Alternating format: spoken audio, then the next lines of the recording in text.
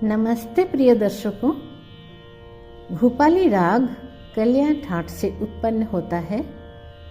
इसमें मध्यम व निषाद दोनों ही स्वर वर्जित है, इसलिए इस राग की जाति औरब मानी जाती है।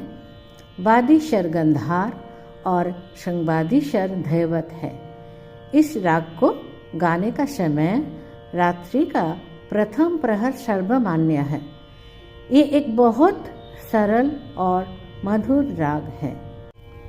आज सुनाएंगे राग भूपाली का एक सरगम गीत जो त्रिताल ताल पर आधारित है।